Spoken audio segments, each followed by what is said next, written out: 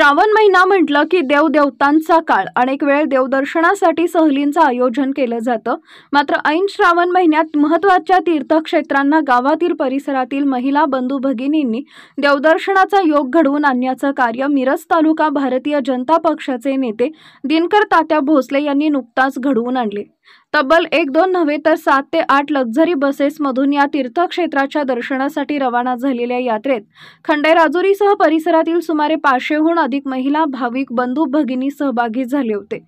दिनकर तात्या भोसले यांनी मिरज तालुका भारतीय जनता पक्षाचे अध्यक्ष म्हणून केलेले काम आजही जिल्ह्यातील भारतीय जनता पक्षाच्या नेत्यांसह सर्वसामान्य कार्यकर्त्यांच्या स्मरणात असताना दिनकर तात्या भोसले यांनी आता कुठलीही निवडणूक नसताना तब्बल 7 लक्झरी बसेसमधून 500हून अधिक महिलांना देवदर्शनाचा योग घडवून आणून एक देशातील अध्यात्माच्या परंपरेला मोठा हातभार लावलाय। माजी मंत्री आणि सांगली जिल्ह्याचे माजी पालकमंत्री आमदार डॉक्टर सुरेशभाऊ खाडे यांचे निकटवर्तीय म्हणून काम करताना दिनकर तात्या भोसले यांनी मिरज तालुक्यात भारतीय जनता पक्ष कशा पद्धतीने प्रबळ होईल या दृष्टीने काम केलेच आहे।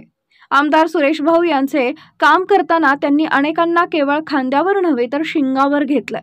मात्र त्यांनी खंडेराजुरी परिसरात जे काही सामाजिक काम केलंय त्यामुळे आज या परिसरातील सर्वसामान्य जनता आणि नागरिक सुखासमाधानाचं आयुष्य जगताना दिनकर तात्या भोसले यांच्याकडे एक विश्वासू नेतृत्व, न्याय देणारं नेतृत्व आणि गावच्या विकासासाठी झटणारं नेतृत्व म्हणून दिनकर तात्या भोसले यांच्याकडे पाहत आहेत।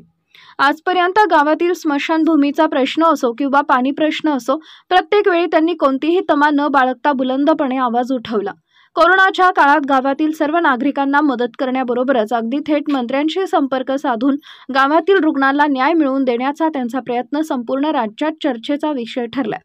अशा पद्धतीचे धडाडीचे कार्यकर्ते दुर्मिळ असताना दिनकर तात्या भोसले यांनी केलेल्या या कामाची चर्चा आज खंडेराजुरीसह परिसरात सुरू आहे।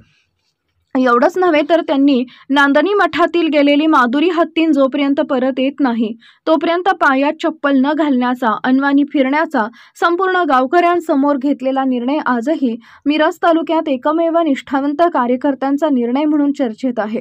आज नांदणी मठातील माधुरी हत्तीन जाऊन काही दिवस लोटले असले तरी अजूनही दिनकर तात्या भोसले यांनी जोपर्यंत माधुरी हत्तीन नांदणी मठात परत येत नाही तोपर्यंत आपण पायात चप्पल घालणार नाही हे व्रत पाळलं आहे।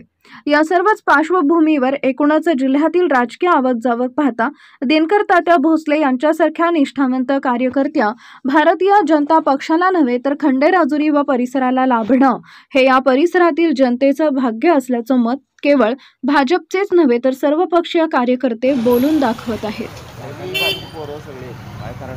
त्यांना देवदर्शन या श्रावण महिन्यात घडवून आणतो ते त्यांनी वचनपूर्ती केलेले आहे।